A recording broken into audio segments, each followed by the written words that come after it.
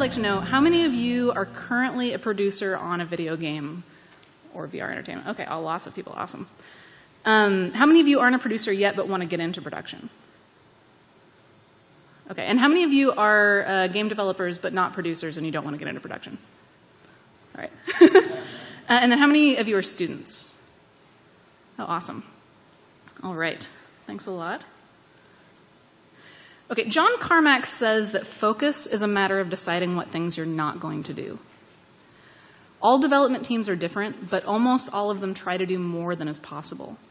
Either just because you have a lot of great feature ideas, or because your stakeholders, that is your publisher or your lead designer or your fans or you yourself, ask for too much. I've been a designer and a producer for about 15 years on a lot of different teams. And I've repeatedly seen that even teams that are great at coming up with a coherent, focused design plan are rarely able to avoid doing work that isn't in that plan. But the studios that survive are the ones who learn how to say no to features or publisher requirements or additional asks that they know they won't be able to get done. Okay, how many of you have shipped at least one game? And of those of you who have shipped a game, how many of you have ever shipped a game that had all of your good ideas in it? Yeah, everybody cuts ideas. You have to if you're going to ship. So the question is, how do you make sure that you're cutting the right things at the right time?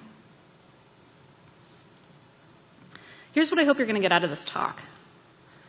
First of all, some tools for recognizing and preventing feature creep, working within constraints, and making the best game that you can with the resources that you have. Some ways to manage the challenges of your role as a producer while helping your team finish what you start. And some examples of successful teams that did stay focused on their game's core features and what they did to make that possible. And last, just knowledge that you are not alone. Other game teams have faced the same problems that you're facing right now. They've solved them and they have shipped amazing games. Okay, this is the iron triangle. How many of you are familiar with this or have seen it before? Oh, awesome. Okay. So a lot of game developers are familiar with this as cheap, fast, or good, pick two. But there's another way to look at it. Each corner of this triangle represents a constraint on one of your resources. So schedule is a constraint on how much time you have. Budget is a constraint on how much money you have. And scope is a constraint on how many features you can put in your game. Now, time and money are pretty obvious. They're limited resources, and sometimes they're extremely limited. There's not much you can do about that most of the time. But scope is something you definitely can control and do something about. You can think of the area of the iron triangle as sort of the overall potential quality for your game. The farther out any of those corners is from the center, the higher quality your game could be. But the problem is when you're making a game, your schedule and budget probably look a lot more like this. So people tend to focus on that third corner, scope. That is your game's feature set or the design vision for your game. If this is really good, you can make a great game even with very limited time and very limited budget. A lot of indie developers do that all the time. Now, a lot of game developers, especially new ones, will try to just add as many features as possible in the belief that it will make their game better. They just push that corner out as far as it could possibly go. They try to add everything that they think of. But the problem is that if your time and money are limited, which they are, you will not be able to finish all of those features. It's just a law of physics that you cannot get all that stuff done. And if you ship a game that has a bunch of unfinished features, your quality will be lower, not higher. Only finished features count for improving your game's quality. So that means that you need to make sure that the features you're choosing to spend your limited resources on are the right ones for your game. So really, to maximize that corner of the triangle, you need to focus, not just add stuff. Great game development teams have a clear shared vision of the game design and an infectious enthusiasm for that design. Now, this is from the Game Outcomes Project, which was published about a year and a half ago, and you should all look it up. It's extremely informative about how to make good games. Paul Tozer and his team surveyed hundreds of game developers. They asked them about their development process, their teamwork, their culture, and then they compared those responses and did statistical analysis comparing what the team said to the success of their finished games. Now, the results are really interesting. Some of them are kind of surprising, but their strongest result is not surprising, and that is that teams that had a viable, compelling, clear, and well-communicated shared vision were the most likely to make a successful game. And that doesn't just mean financially successful or critically successful. It also means games that met or exceeded the team's own expectations for what they were trying to make. So if you only take one thing away from the talk, it's this. Have a clear design vision for your game and make sure that your whole team believes in it. So let's talk about some ways that you can create that focused vision and how you can communicate it to your team in a way that creates that infectious enthusiasm. And by the way, Paul Tozer is talking on Thursday, so I recommend that as well. All right. So if you have a strong design direction for your game, you can distill your design down into one clear, compelling mission statement. The No One Lives Forever development team had a concise mission statement in place when their publishing contract was signed, and they used it to guide their work throughout the game's development. And this was their mission statement. Make the player feel like the hero of a 60s espionage movie. It has to have a strong narrative. It must feature a fiercely competent hero and an assortment of despicable villains. The hero must have access to an impressive arsenal of gadgets worthy of Get Smart. Memorable, death-defying situations, opportunities for stealth as well as action, a variety of exotic locales. And finally, every aspect of the presentation must convincingly evoke the era. And this statement covers a lot of ground, and you could see how this mission statement could help a development team define everything in the game. Character designs, gun sound effects, level design tools, lighting tech even. It gives the team really clear guidelines on how to prioritize their work. And it also gives them a way to determine when to say no to a new idea that does not fit this design vision. Craig Hubbard, the lead designer, said it was our intention that every feature, task, and ounce of effort would ultimately either support the vision or end up on the cutting room floor. Remember that limits on what you're able to do will always exist, but you can make sure that you're only spending time on things that directly support what makes your game great. Okay, so a mission statement is great if you have a really strong design team or a design director and you have a really clear idea of the game that you're wanting to make. But what if your game idea is a little more vague? Pillars are a way to identify and communicate what your game vision is.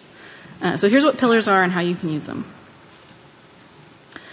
Pillars are major features or selling points or unique aspects of your game that can be a strong foundation to build on. Think of them as the core features that will make or break your game. That if you execute on them really well, your game will be successful. So first, before you start development, early as possible, in pre-production at least, or at least very early in development, decide as a team on 3 pillars for your game. 3 is a good number because it requires some discussion from your whole team and some buy-in to decide on 3. It's also an easy amount to remember, and any more than 3 can tend to split your focus. Good pillars are actionable, specific, and positive. They should cover large areas of your project and make it easy for your developers to know whether their work is aligning to your goals. And pillars are often very similar to a game's unique selling points or marketing points, which makes sense because, in a way, pillars are how your team markets your game to yourselves. Like the mission statement, pillars are a way for your team to have context for what they're working on and how it supports the game vision. Of all the games I've ever worked on, the ones that have strong pillars from the start were the ones where the development teams did their best work and fully understood how that work was supporting the game design. And the first game I ever worked on was Dungeon Siege. And though we didn't have a specific enough idea of the design of the game to have a really detailed mission statement, we did know the main selling points of the game we were making. And that was strategic party-based gameplay, painless loot management, and a giant continuous world with no loading screens. Now, Dungeon Siege 1 shipped 14 years ago, and I still remember these pillars really clearly. And that's because they were great. They were what we told to the press. They got players excited. The development team was excited about making this game. These clearly illustrate what the game is going to be like to play. And they gave the team good guidelines for prioritizing their work. These pillars are vaguer than a full mission statement or a 40-page design doc, but they did leave us a little bit of room to try some different things as we built the game. And as a level designer on that game, I found these pillars really useful for my work, especially number 3, because knowing that we were trying to make a big continuous fantasy world with no loading screens let me know that, for example, I should prioritize exits and entrances to the dungeons, making those smooth transitions that are seamless, over, say, making the story really great. Now, when the game came out, it was reviewed, and people noticed that the story wasn't very great, but that was because it wasn't one of our priorities. The continuous world, on the other hand, felt really good to players, and they enjoyed that. So pillars are a really great tool. You should spend time on them. You should work on sticking to them. Because here's an example of what happens when you don't do that.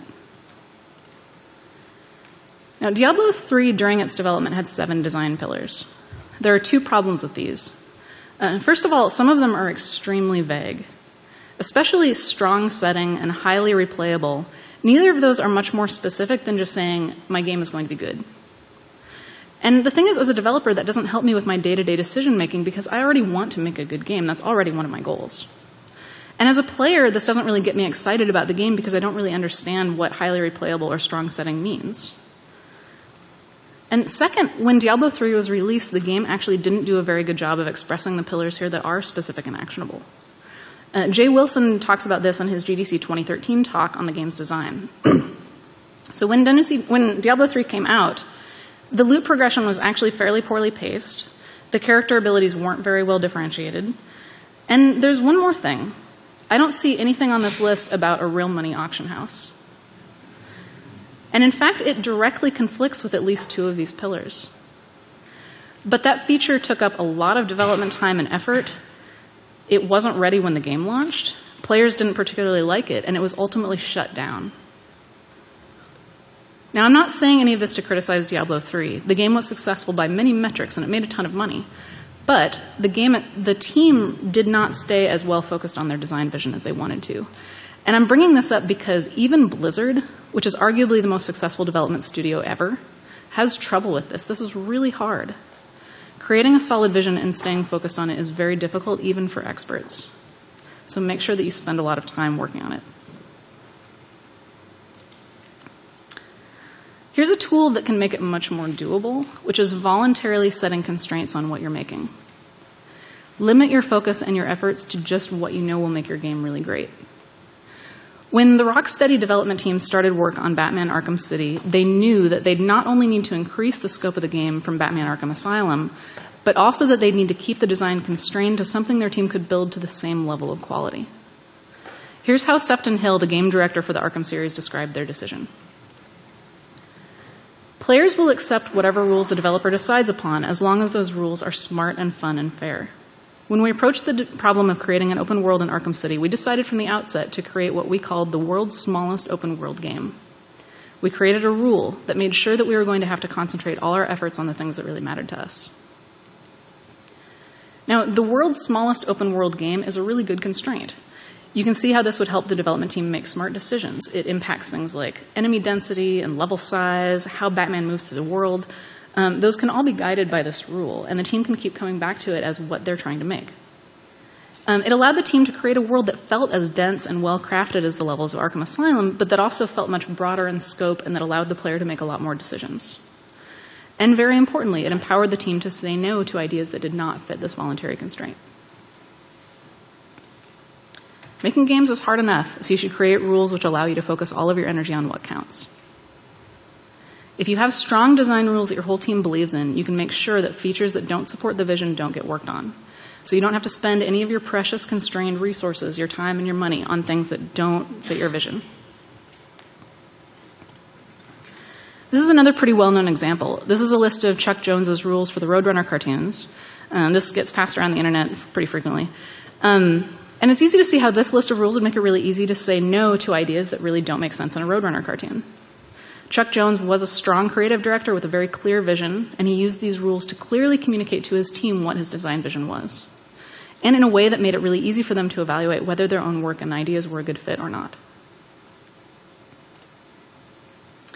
Okay, so what if you don't even know what your game should be yet? Maybe you just have a seed of a good idea or a really vague idea of what direction you want to go, but you know that you'll need a lot of exploration before you're able to find that clear vision. There are good ways to do that too. Octodad is a good example of this process.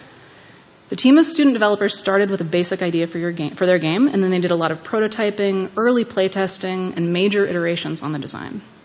Because their game was so unique, they didn't have a lot of other games to compare it to. The possibility space of what they could build or what could be fun in this type of game was very large. So especially when you're building something very innovative or that no one's done before, an agile exploration approach to your game can save you a lot of wasted work, and it can get you to a good game a lot faster. Sorry, spoilers. Okay. So this is how games are traditionally designed. You start with a design document, you spend a bunch of time building that, you get to version 1, and then you realize, unless you're working on a slam dunk sequel, that you need to make some big changes to actually make a good game. So then you do a lot more work, then you finish version 2, and then you ship it. But more developers are starting to use a more agile approach. They have less of a clear target, but just sort of a general idea. They work toward it, but then earlier they prototype and playtest, they iterate, and they change their design a lot more frequently. This means that you do less work on the game overall. More of that work is spent on the right features, and it means you don't have a clear vision at the start of your project. And that's okay as long as you make sure that you leave yourself the time to iterate and that time to find what your vision is and focus in on it. Now, this can be risky, so you need to make sure that creating that core vision to find your game is your top priority at all times, and that you don't get too distracted by cool ideas that don't really get you closer to that finished game. Once you have your game vision, once you've identified what your game to be, you're still going to have plenty of work to do. Everything from the way Octodad walks, to the kitchen challenges, to Octodad's manly tentacle mustache, was the product of an exhaustive list of possibilities, and seldom did we go with our first idea. Our dedication to exploring every avenue served us well. There's a postmortem by the Octodad team up on Game Career Guide, and it's a good read. The Octodad team represents the best and worst of this agile design approach. They play tested early, they iterated on their core idea, and they shipped something really unusual and attention-grabbing and fun, but they also got distracted coming up with a lot more features than they could actually build. They played a lot of Minecraft, and they ended up cutting really big chunks out of their game. Okay, so you have a good design vision for your game, or you at least have a plan of how to come up with one. Now you have to protect that vision by managing your scope, because sometimes your lead designer is this guy. I was just playing World of Warcraft when I was struck by a flash of inspiration. Our game should have epic battles. Working on the email to send to the rest of the team now. I think we've all worked with this guy. His heart is in the right place, but this is why scope management is so important. Inspiration is everywhere. Your team is made up of a bunch of smart people who decided to be game developers on purpose. They're never, ever going to run out of ideas. Ideas are an infinite resource. But finishing those ideas, finishing a game that includes some of those ideas, requires resources that are not infinite. Okay, back to this again, the iron triangle. Constraints feel really frustrating, especially when you're trying to make something amazing. We often get into the habit of thinking that if our publisher would just give us more money, or if we just had a little more time, or if our team would just work longer hours, or if your team would just get on board with all of your awesome ideas that you want to put in, that your game would just automatically be more awesome. But that's not actually true. Big budgets, lots of time, and freedom from creative constraints are seductive traps. Don't fall into them. Remember how having a shared, clear design vision was the #1 correlating factor to game success?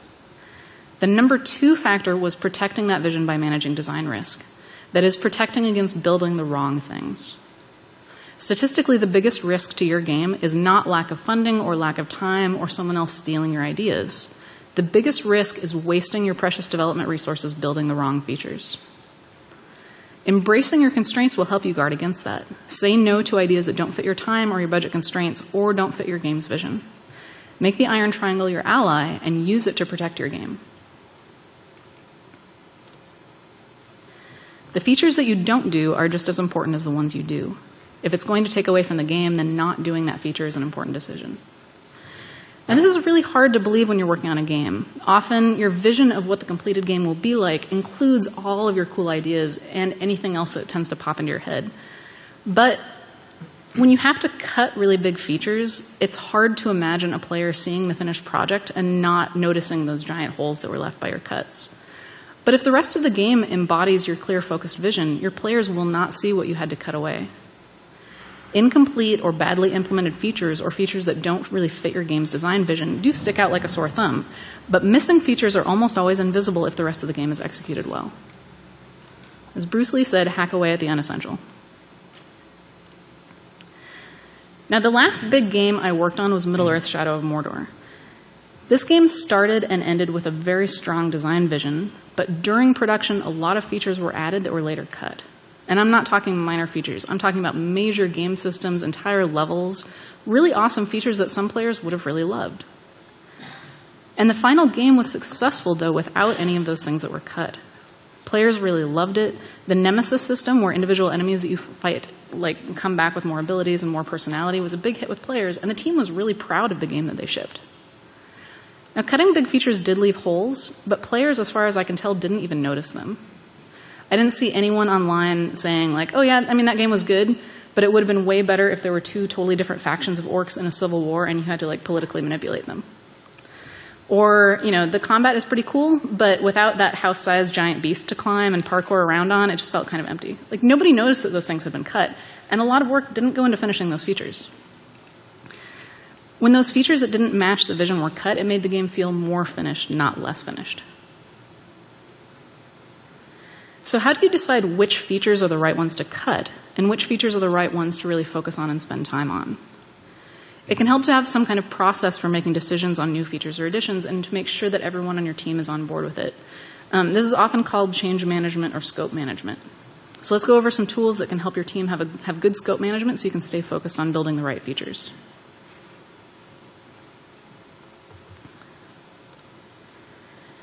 Okay, the first way is objective feature ranking. There are two big problems with new ideas that your team comes up with. First of all, someone on your team is going to be convinced that no matter how expensive or risky or hard to implement a feature is, it's going to be the best thing in your game. And the second problem is that person might be right. You never really know which feature is the one that's going to be the thing that a player falls in love with and tells all of their friends about. So if you find an objective way to rank your planned features, it can help a lot. Like the Arkham City team, the Witcher 3 development team knew that their new project was a lot more ambitious than Witcher 1 and 2. So they used a numerical grading system similar to the one in this table. Team members voted on the features they liked the best, and the features were evaluated for level of effort to implement. And then those two numbers were combined into a value score, and they used that to prioritize their backlog and decide what to work on. Now, a lot of teams hear about techniques like this, and they don't even try them because they know that the numbers won't be perfect. And of course they won't.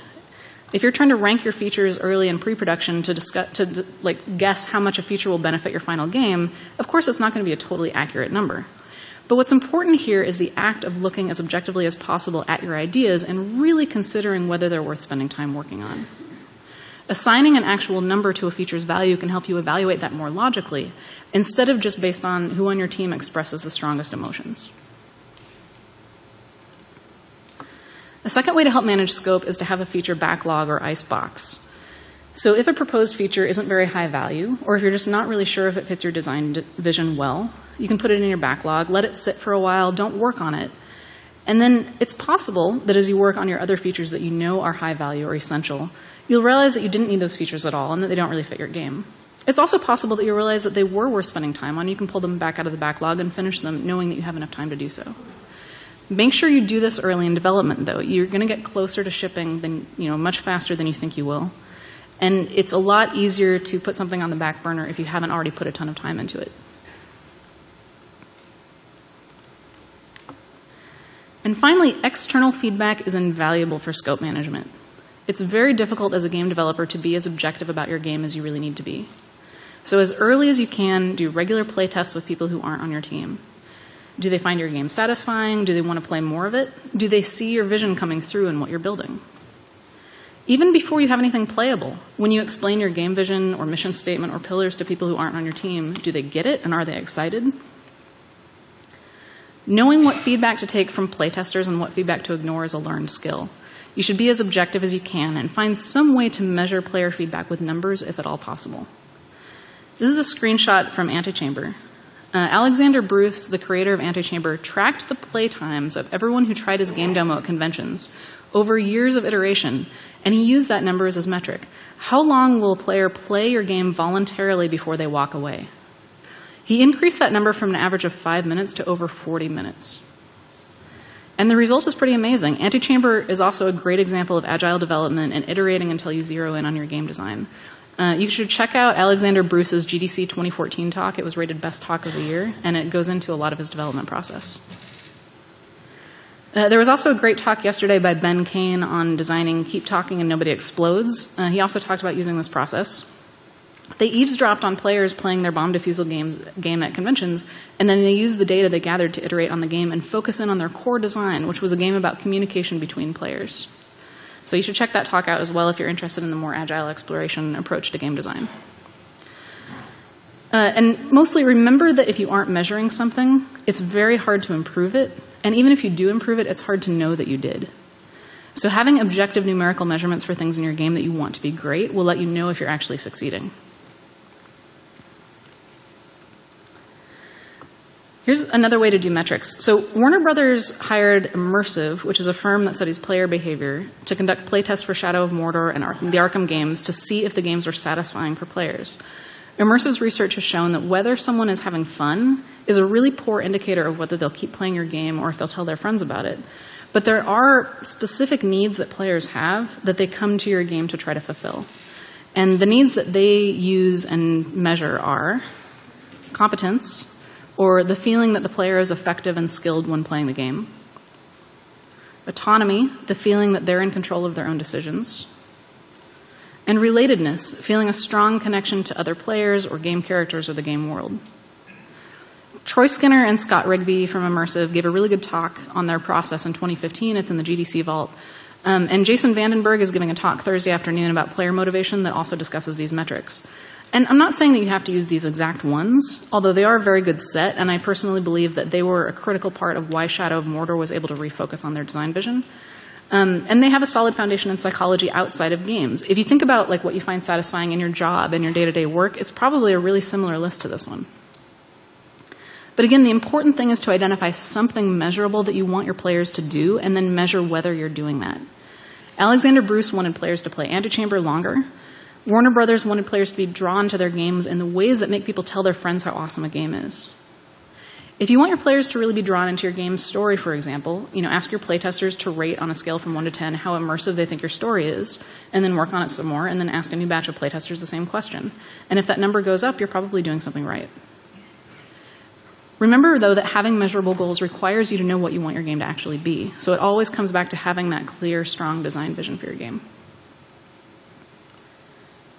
All right, so many of us have worked or are currently working on free-to-play games that monetize through in-app purchases. And for those games, you already have sheafs of metrics that you're supposed to maximize. So you've got player acquisition, engagement, retention, install rate, monetization, how often your players are giving gifts to each other, how often they tweet about your game, like basically anything you can measure about a player. And that's great, but what's interesting is that this set of metrics is really strongly correlated to this set, which is that if players feel that your game is satisfying their needs, they are going to keep coming back to it. They are going to tell your friends about it. So if you find some way to measure whether you're giving players what they need and make decisions based on those numbers, then you can maximize a lot of metrics at once.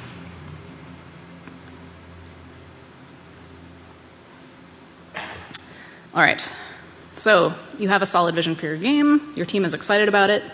You have a process for deciding which features to work on and which features not to work on. You have objective numerical measurements that match your design goals. Your team understands the importance of scope discipline and what the biggest risks to your project are.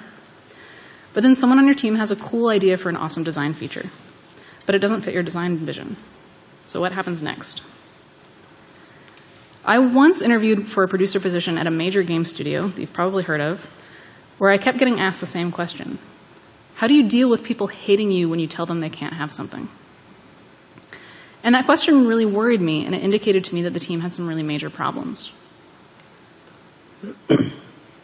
People who are not willing to work within constraints are like a nuclear reactor with no control rods. They cause a lot of damage, and they don't produce anything useful. Right now on your team, you probably have some people who act as your power source. They're the ones coming up with the awesome ideas, building prototypes, feeding energy into your team, and staying excited about that cool game that you're building. And you probably also have some people who act as control rods, the pragmatists who keep an eye on your priorities, your budget, your schedule, and who make sure that everyone is staying focused and working on the right things. And you need both of those types of people. They're both vital to your success. If you're a solo developer, you need to be both of those people, which is really hard. If you don't have that right balance between passion and pragmatism on your team, and especially if, like that team I interviewed with, one or the other of those types of people is seen as a problem, then you have a major fundamental team issue that you need to fix. Both your optimists and your pragmatists are precious resources. You have to have both if you're going to ship a great game. Now, a lot of game developers and a lot of producers are afraid of saying no to cool ideas because they don't want to dampen their team's enthusiasm or slow down their momentum. But enthusiasm is only effective when it's directed towards the right things. People do their best work when they know that they're working towards a specific and exciting goal. So give them that goal by having your clear design vision. Now, there are potentially bad consequences for saying no to features. You might upset somebody, you might accidentally say no to the coolest idea for your game, or you might be overly cautious. So let's go over some tools you can use when saying no that will minimize those negative effects. The first is yes, but. Before you say yes, make sure that the stakeholder fully understands the consequences of what they're asking for. Remind them of the risk they're adding. Make sure that they know it's their responsibility. Remind them of the design vision that you agreed on. Make sure they understand that design vision, that they fully believe in it. And protect that vision as well as you can. So for example, yes, we can do another demo for E3, but it will delay the next milestone. Yes, if. Sometimes, well, all the time, your team will get new information that will mean you need to do something different. Sometimes a major pivot in the project, or sometimes just a minor change or addition. That will happen for sure. And it's okay when it does. Yes, if is figuring out how to do that necessary new thing. So yes, we can do another demo for E3 if we cut half of level 14. Or yes, we can add that feature if we cut something equally big. What do you think we should cut from our list of things that we already agreed on? This is where having that ranked feature list can come in really handy. Cooperation, not conflict. When a stakeholder wants something new added, and you know that it will add risk to the project or that it doesn't fit your design vision, don't let it become you versus them. That's not productive. It's not a position you want to be in. It makes it really easy for people to dismiss you as someone who just hates fun. But you and the person asking for this new thing both want to make a great game. You both have the same goal. So make it you and them versus reality. Like the priorities we agreed to at the beginning of the last milestone put this demo last, and now you want to move it up, so what do you want to move it above? What can we change about our plan to be able to do this new thing that you want that's really important to the game? What can we do to create a new game within those constraints that exist that we can't change? And finally, follow your process. Even if you don't have really strict numerical rankings or metrics, you should have some objective way that will let you be confident that a proposed feature will or won't support your design vision. You won't have to worry about accidentally cutting the best thing in the game if you have some way to objectively measure what the best thing in your game is. All right, none of what I've said up until now will do you any good if the ambitious, optimistic people on your team just will not listen to your pragmatists, or if your team's prioritization decisions get overridden by someone higher up the chain of command. So what happens if, like that team I interviewed with, you have people in authority who just will not take no for an answer? The best thing you can do is arm yourself with data. Remember all those metrics that you're gathering on whether players are doing what you want and encountering your game the way you want them to? Keep those ready at all times. I know more than one really good producer who just keeps a PowerPoint always updated with the latest metrics that they can pull out and convince whoever needs convincing that their team is making the right decisions. Make that person who disagrees with you show you in your data where you are wrong. Be really clear about trade-offs. Present a menu of options if you have to. Make them choose. If the choice is realistically between feature A and feature B, show them the data that proves that that is a choice that needs to be made, and then make them make that choice. Stand your ground. If you're working with someone who stubbornly refuses to rein in their ideas or requirements or refuses to cut features, if you are not just as stubborn as they are, your game will not ship. And find allies on your team who might know more about how to get a specific person to listen, or who might have more authority than you and who want to know the real situation and what's really doable for your game. People who have been around for a while and who have shipped a lot of games often want to hear the truth about what your team is capable of. And if you've been gathering and keeping track of that data, they'll see you as a valuable resource and they'll want to hear what you have to say. Now, last though, if none of those help, don't force yourself to stay in a situation where you can't be effective. This is reality. If you're going to be beating your head against a wall until you ship a bad game that was the best you could do under the circumstances, don't make yourself go through that. Game development is hard enough without working under people that make it even harder. All right, and then remember that saying yes is never free. It always costs you something. For one thing, every feature that you add to your game adds some risk. Maybe a little or maybe a lot, but always some. Anything you add to the design requires more assets that need to be created, more gameplay that needs to be tested, more bugs that will have to be fixed later on. Keep your eyes open to that cost and make sure that your team can handle it. And again, make sure that anyone requesting new additions fully understands that cost. If you say yes to something, you are agreeing to really believe in it. And you have to make sure that your team believes in it too. If your publisher mandates that you add a My Little Pony champion to your MOBA, you have two options, and neither of them is saying no. You can say yes, and you can half-ass it, and your players will hate it, and you'll hate it, and it'll be a terrible part of your game. Or you can say yes, and you can believe in it, and you can make the best damn My Little Pony champion you can possibly make. A great example, again, from Shadow of Mordor.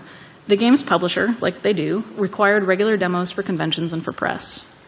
And instead of reluctantly saying yes and viewing those demos as yet another unreasonable publisher request or demand and half-assing those demos, the team used those demos as a tool to make the game more polished and to get a better understanding of how long it took them to finish a feature. They took something that should have been a burden, but they made it something that benefited them and that they actually believed in doing. Ideally, anything you say yes to should add value to your game. If it doesn't, see if you can figure out some way to get some value out of it if you have to do it anyway. And remember that whenever you say yes or no to an idea from someone, you're setting a precedent for how much of a voice or how much authority that person has. Anytime you say yes to someone, you're making it harder to say no the next time. And anytime you say no to someone, you're making it easier to say no in the future. The people involved in your game inherently have different amounts of authority. If your publisher controls the budget, they're going to have more authority when they ask for something than, say, your audio designer. But that doesn't mean their ideas are necessarily better or a better fit for your game. This is another reason why it's important to have both a clearly defined design vision, but also a way to objectively rank features. If you don't have those things, you're in danger of getting into the habit of just saying yes to ideas coming from people with more authority, regardless of how good for your game those ideas actually are. And last, remember that any time you say yes to something, you're saying no to something else. You just might not know what it is yet. Because your time and money are limited, if you spend them on something, that inherently means that you can't spend them on something else. And especially when you start playtesting your game and when you start coming in towards the finish line, you're going to find things that could make your game a lot better. That if you hadn't spent time on low-value features early on, you might have time to really make great. All right, in conclusion, making games is hard. Making good games is nearly impossible. A strong, clear vision is vital for a good game. And your team needs to believe in and fully understand what that vision is. You need to protect your design vision by saying no. If you can't say no, you can't control your scope and you can't control your risk. And constraints are your ally, not your enemy. Make friends with the iron triangle and use it to work for you. Thanks. There's a...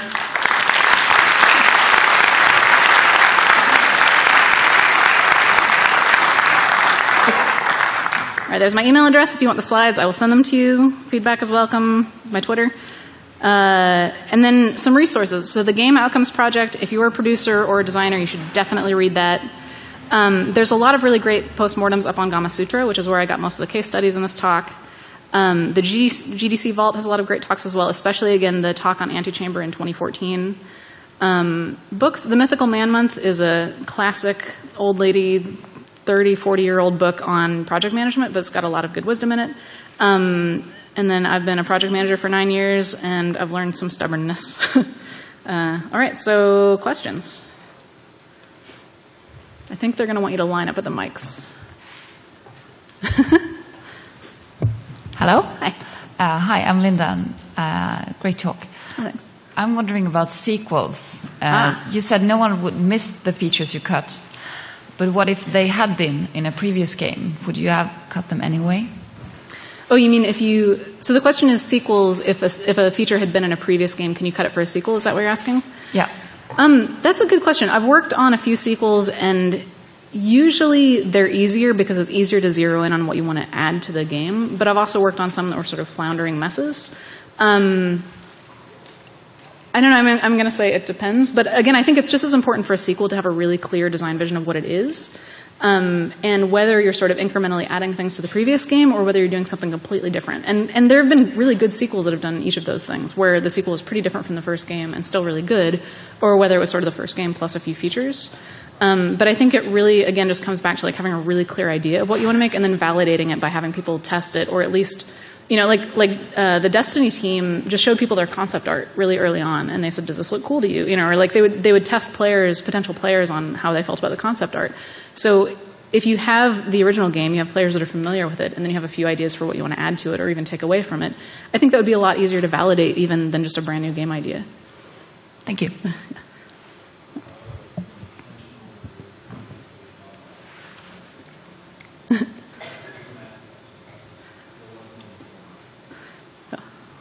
Yeah? Hi, my name is Franco. The way our team works is we're a resource for different business units, and we're constantly butting our heads up against people who think they know more than they should. Like you're a shared services group, or you? Yeah, we're like just a services group within the company. Mm-hmm. So have you ever had to like cave, and did it ever actually turn out to be a good thing? Well, let's see. So the question is, have you ever caved and had that turn out to be a good thing?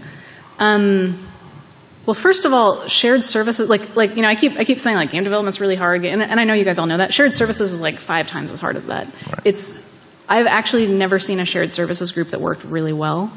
And I think because like when you're making a game, people assume that game developers can just do way more than they can actually do because they don't think about all those hidden costs. And with shared services, it's much worse because people are like, oh, I have 5 artists. I can totally use all 5 of them. And they don't realize that every other team is thinking the same thing. So I think, like, my opinion is that with shared services, you have to be even more anal about really ranking what you're going to do and having a queue and being able to say no and telling someone, like, you know what, you're not going to get that for 2 months because we have all these other things above it in the queue. But I am definitely familiar with teams where the stakeholders just won't listen to that. And then I think it comes back to, like, what happens if they don't listen to you? If they don't listen to you when you say, like there is no possible way within the laws of physics that I can do what you're asking. Right. Then at that point, there's honestly not a lot you can do. Sorry, it's like I think that's why shared services is so hard, is because people just are really reluctant to agree that 5 people can't do 25 people's worth of work. Right. Yeah. For the most part, we try to, like your slide said, show the data and just really stick to that. But almost like half the time, it doesn't work so much. Thank you. And I think there's this tendency in game development where people are like, oh, data, like that's not for, we make entertainment, like we make games, like data is for like, people who make tax software. It's like, no, like data is data. And I think the more data you can have and show like, no, this is how long it takes us to make an asset. We've done it 50 times. This is time number 51. I know it takes us this long. Some people just will be really reluctant to listen to that, but if you can just make it really obvious, there will be at least some people on your team that will appreciate that. Yeah, great, thank you. Yeah. Hi there. Hi. So I have a question. We have like this really rock star programmer. He's like unbelievably good, keeps our stuff on time. One of the problems we have though is that we work in an environment where our customers are just down the hallway from us, and they'll come down and they'll say, "Hey, I thought about this thing. Can you do that?" And oh yeah, sure, not a problem. And then we have like all these added requirements that have been promised. And unfortunately, it's a military environment, so you can't just get rid of them. Yeah. Well, so I think that's something that happens. So the question is, we have a really rock star programmer, and people will swing by his desk and go, "Hey, can you do this thing?" And he'll be sure I can do that thing, and then he has way too much on his plate. The problem is the question they're asking and the answer he's giving are sort of not aligned to each other. So what they're asking is like, "Hey, can you do this thing?" Like, well, yeah, of course he can do that thing. He's a genius. Like, he's really good at stuff. Of course he can. But what they should be asking, and what the question he should be answering is, can you do that thing and also all the other stuff that you had to do? And can you do that thing for me right now and not disrupt any of the other stuff in your list? And the answer to that is like, no, that's impossible. So you can either sort of put someone in between him, which, I've been sort of the buffer of like, come to me first. And then I'm, a little better at answering the question of like, no, we can't do that and all the other stuff, which is really the question you should have been asking me. So a lot of times it's sort of like reframing the question back to them. If they say like, can you do this thing? You answer, no, we can't do that thing and all the other stuff on his list. Look at his list. Here's the data, It's not always possible to do, but I think that's the way I've found that kind of works, is just to like remind them, this is the question you should be asking me, is can we do all the other stuff we already need to do and this thing? And the answer is no. Perfect. Thank you. Yeah. Hi. So this is about pillars. About what, sorry? The pillars. Yeah. So basically, you spend a lot of time defining the pillars. You are in a safe house. You're very sure about them.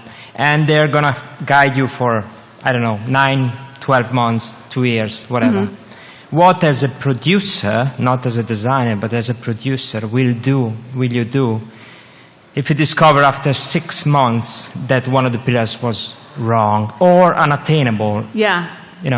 That is terrible when that happens. I worked on a game where that happened. We had 3 pillars, and one of them just like was not fun, and we couldn't make it fun. And it was terrible, and we basically shipped half of a game, and that's really bad.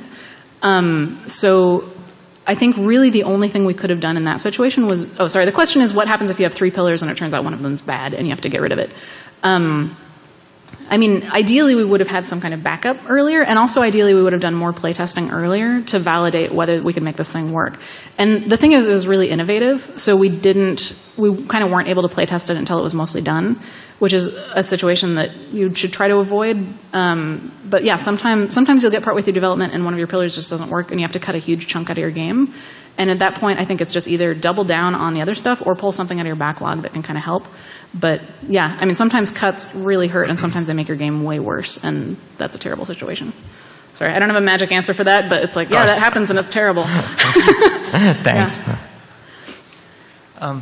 Hello. I've got a question. Honestly, it's going to be very difficult to answer probably, but as we know, developers, artists, engineers, they like to tinker. They like to continue to work on things. Mm-hmm. At what point with a feature do you really get that definition of done, that you decide, this is done, even if it's this buggy or this incomplete, it fits the vision that we're looking for, and let's move on. Or, I need it to continue to get to that point. That's my definition of done, so I'm going to cut these other features. Yeah, how do you define done, and how do you pry something out of someone's hands when they really just want to make it perfect forever? I always think of, there's sort of 2 types of people on a development team. There's artists and there's craftspeople. And artists are the types of people that will iterate on a character's hair for 2 years if you let them. They would do that, and you need those people. But then the craftsmen are the people who are like, this is good enough, let's ship it. And I'm definitely that second one. This is great, it looks great to me, let's ship it. Which really frustrates the artists. So it's, in a way, it's come to some agreement on how you can mostly satisfy both of those people. I mean, if someone's in game development, nobody gets paid if your game doesn't ship. So they all know that you have to finish at some point, but I know it can be really hard. So I don't have a great answer beyond just sort of talk about it and make sure that everyone understands that that's the situation. I recognize that you were the kind of person who could fiddle with that thing for the rest of eternity, and that's cool that you're like that because that's a really good resource for us. But we only have this much time. We really need to let go of it and just kind of make it clear to them why that's happening, and not just that you're there to ruin their life. If that makes sense. Yeah. Yeah. Okay. Thank you. Yeah. Similar to his question, he was talking about done, and you mentioned exploration. I think any experienced developer knows you need a level of exploration, but it's the hardest to budget and schedule exploration. Yeah. So when you have a design feature, it's pretty easy to get with the team and say, how long does it take to make it? So what's your experience and processes you've used to schedule and budget for that exploration and say when it's over and it's time to turn into production? I think, let's see, most of the games I've worked on, so there's kind of different types of games, right? There's ones where it's this game has to ship by Christmas to match the movie, and therefore when you walk back from that, it's okay, pre-production has to stop in September or whatever, right? And then there's the kinds of games where, especially indies or, like right now I'm in research and we don't really have like deadlines to ship stuff. And then it's just sort of recognizing, it's kind of like the previous question of when do you rip things out of people's hands and say, this is done now. It's just sort of self-imposed deadlines and constraints and goals that aren't necessarily set in stone and imposed from the outside, and that's where it requires some discipline from your team to say okay, we're going to play test for a while and then we're going to stop. I mean, unless you're Valve, Valve has so much money they don't ever have to stop playtesting, right? They can iterate forever and ever and never ship anything, and that's a great situation to be in. But I think recognizing that you're, if you're not in that situation and saying no, we're going to have to ship, at some point. I know that Spryfox just does a lot of calculations on how much money do they have and when do they have to ship in order to make some money and then move on to the next game. So when you don't have those sort of external pressure of deadlines, you just have to sort of create it for yourself. Yeah. Hi, good talk. Oh, thanks.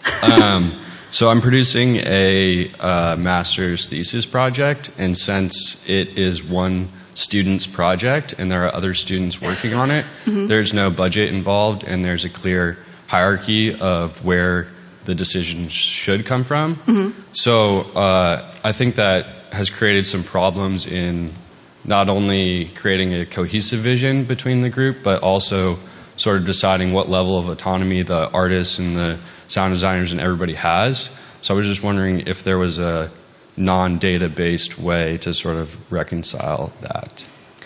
Okay, so for a student project where there isn't a clear vision and there isn't a clear hierarchy, but there is someone who has like more authority than everyone else, I think what might help in that situation is just like have a lot of discussions about what the game is.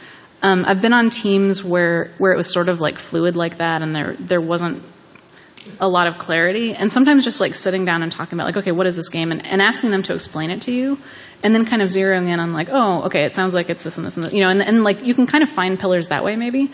And then once you have those pillars, and again, sort of input from everyone working on it, at least some input from everyone working on it, and you'll always have like an artist who's like, but I want to make Final Fantasy. And you're like, well, that's not what we're making. It's like, but that's what I want to make. It's like, well, here's the pillar. Like sometimes you kind of have to override people. But having some kind of like community, like, okay, what is this game discussion kind of regularly can help. Like you don't want to end up in a rabbit hole where you're just constantly doing that forever. But if you feel like you're making progress, I think that can be kind of useful. And just sort of like as the producer coming to it as a questioner and being like, okay, tell me what this game is. What am I doing? Like, what are we doing? And being the sort of objective like questioner, trying to get them to define what it is. What happens if you've asked and they just sort of don't really come up with an answer to collectively? So sometimes if you've asked and they don't come up with an answer, sometimes you can kind of play dumb and just be like, here's what I think the pillars are, show me where they're wrong, And I think when you show someone something that doesn't match what they're thinking, it's sometimes a lot easier for them to point and go like, oh, wait, that's wrong. It should be this other thing. And just kind of like write things down or say things out loud and have them correct you until they find out what that is. Like, yeah, as a producer, like not having a lot of ego and just being willing to say things that are not true or that are wrong out loud and being like, oh, I think it's this. And they're like, no, you're an idiot. It's actually this other thing. Oh, good. Like actually, I got you to say what it was, And not exactly like that, but just being willing to like say things out loud until people correct you to the right thing can be useful. Awesome. Yeah. Thank you. Good luck. Hi, I'm a localization producer. Oh, okay. So I often run into situations where I'm kind of the naysayer, where I have to convince the original content in the main office to cut features that are not culturally relevant to Western markets. I just was wondering, how often do you have to come up against going against kind of the vision of maybe the powers that be, but still retaining like, without getting them so angry at you because you're always the naysayer. I have trouble dealing with being, I guess, the negative person the entire time. Yeah. Or the like dream that killer, blanket. I guess, yeah.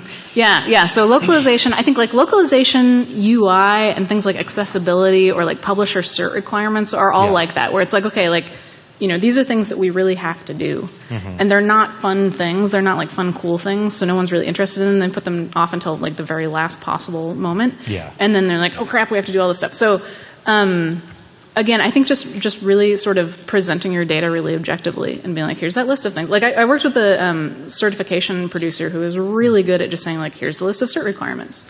And we're like, well, we hate those. Like, we don't want to do any of those things. She's like, well, here's the list. Here's where we're not meeting it. And just sort of presenting it like over and over and over. And people did have a tendency to be like, oh, she hates fun and she doesn't like our game and stuff. But, of course she did. She wanted it to pass cert so we could like ship it and make money. And I think, just sort of like maybe reminding people of the overall context of like, hey, you're the one who wanted us to localize into Dutch. Like I didn't come up with that idea. It's tough though. I think especially those sort of like end finishing, polishing things that no one's really interested in are like really localization is super hard. Yeah, I think the problem that I run into mostly is kind of like I don't have a lot of data to back it up. Because a lot of it is cultural context, and you can't really quantify cultural context. Yeah.